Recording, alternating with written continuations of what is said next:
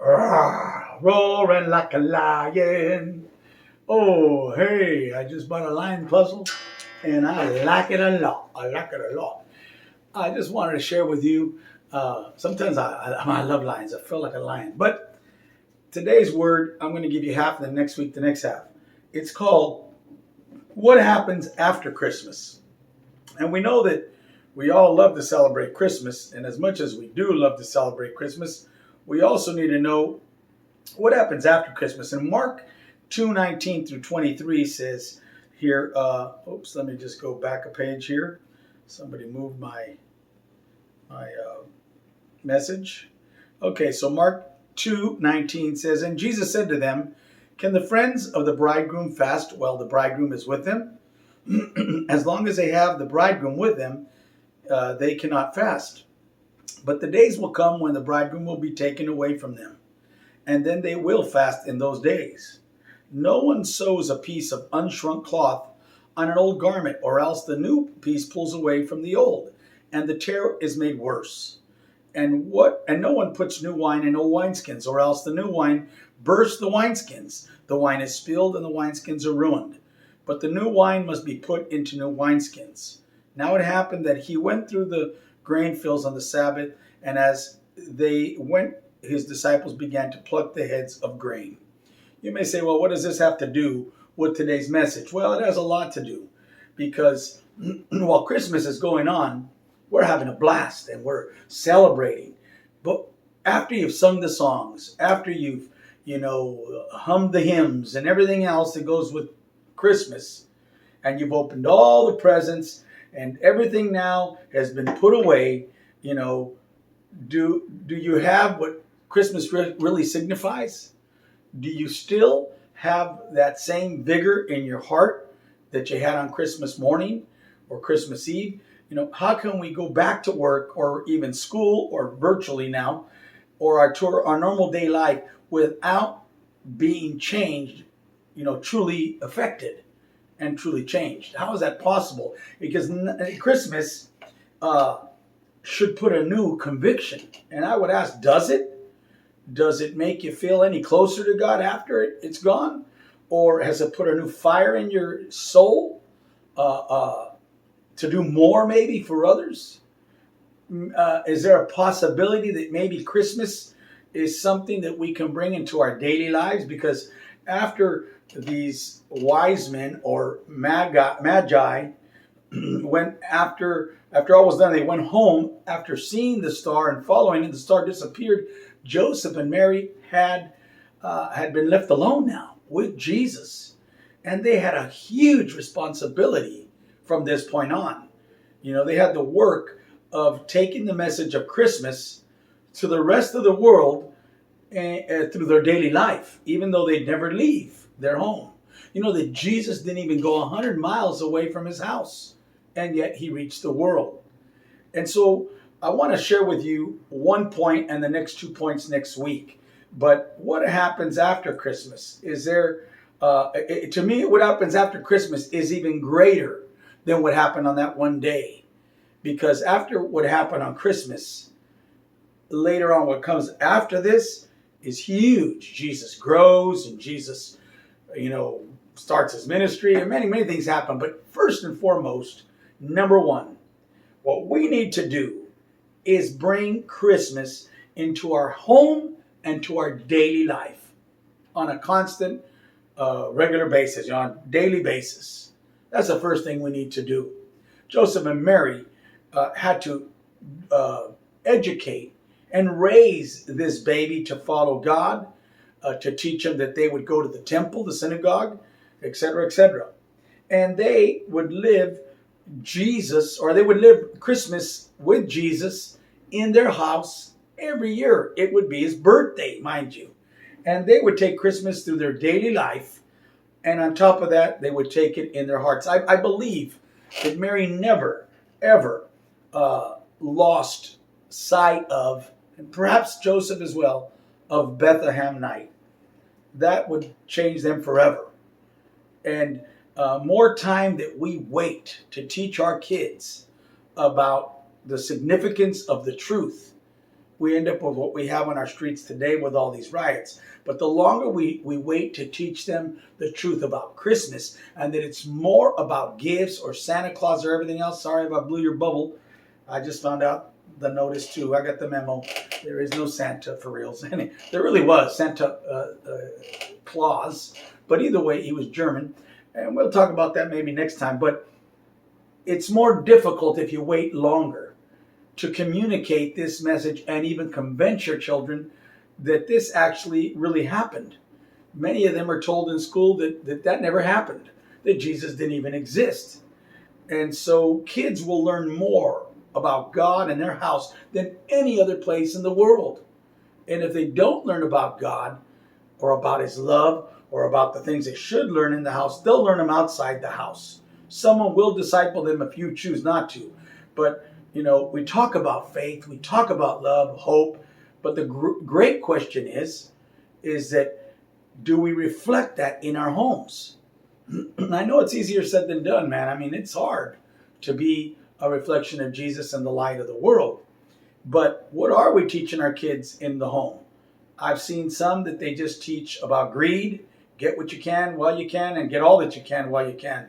Others teach about hate, I'm going to get them back, or I'm going to rip them off the way they did me, or about self-centered, egotistical things, or about pride, or about, things that we shouldn't say. But do you teach them about giving or loving or forgiving? That's what we should be teaching. And what is it that we really want? Do we want our kids to be popular in school or popular with people? Do we desire that they just be rich? And I do believe in a good education and all those things, but what do we want for them to have? I mean, do we really want them to love God and put God first and have a great relationship with him? Because that's what's going to take. It's going to take if they're going to be successful. And if they put God first, then they'll have all those other things. A good life, at least better than what we had. And they can go on to bigger and better things. But God must be first. And Christmas cannot be lived in the world if it's not lived in your home first. You have to live it first before you can tell it first.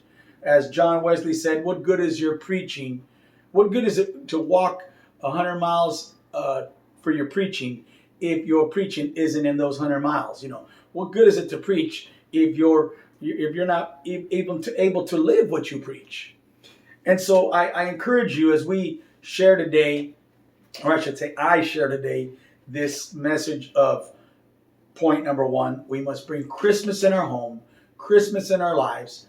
I want to say also that there's been a lot of people sick. I've got cousins, aunts, and family, just friends, pastor friends that have been sick. And I thought of a friend of mine. She was very sick. She was worried. We were talking into the wee hours of the morning.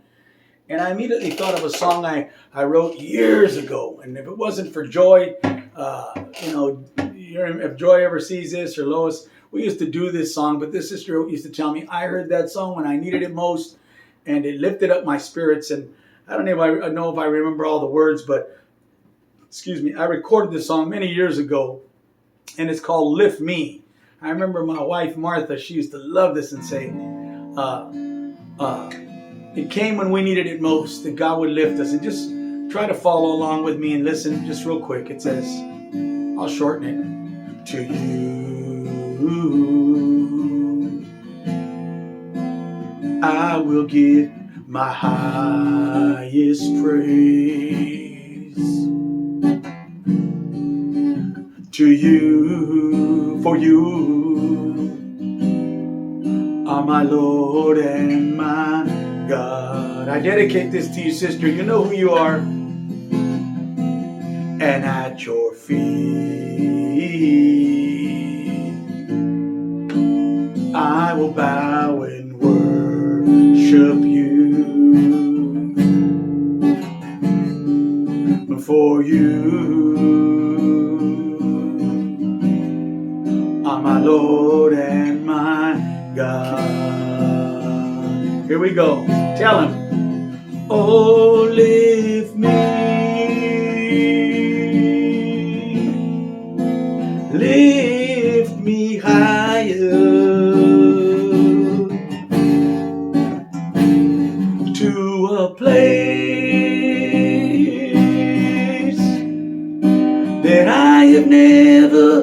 been. Oh yes, Lord. And that my soul feel your consuming fire.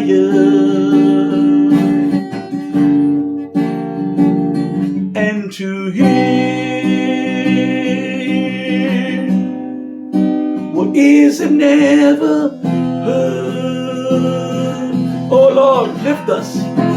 Oh, lift me. Lift me higher to a place that I have never been. Oh yes, Lord, new place. Oh, and that my soul feel your consuming fire. Oh yes, consume us, Lord. And to hear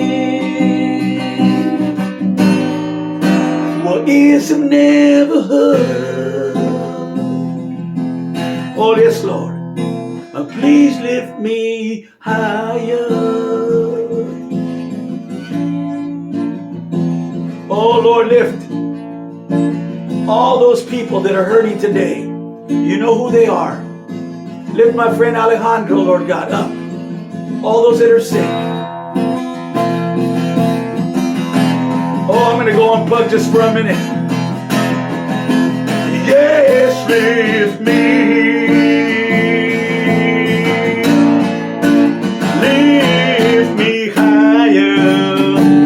Above all the chaos, to a place that I have never been. Oh, and my relationship changed with you. Oh, and that my soul feel your consuming fire. And to hear, and to hear what ears have never heard. Not even the angels. He's going to talk to you this year. Please lift me higher. Please lift me higher.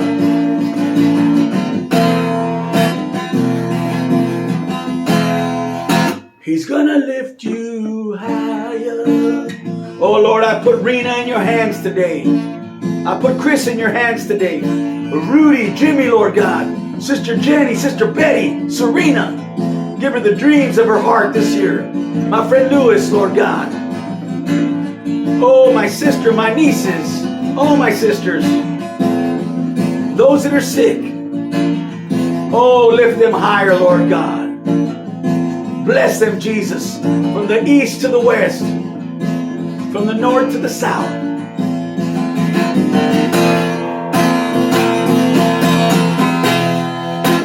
Please lift me higher.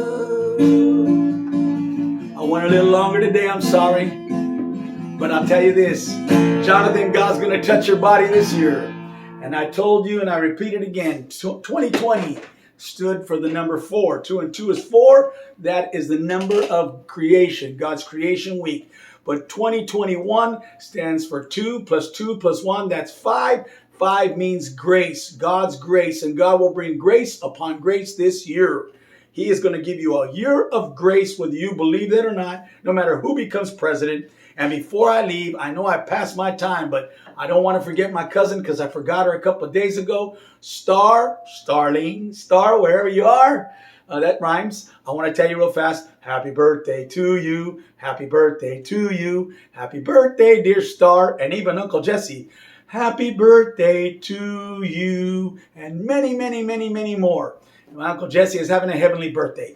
Thank you for watching today. Don't forget, tomorrow we'll be here with the bottom line all week. But also, if you have a prayer, please, we start our prayer week tomorrow. If you want to send me your prayer request, call me at 714-829-9700.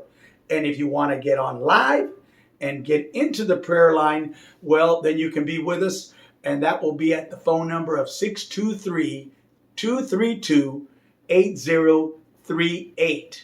And you can call if you're in California at 6:30, and if you're in Arizona, 7:30, and if you're in New York, Florida, Georgia, wherever you're at out there, 9:30.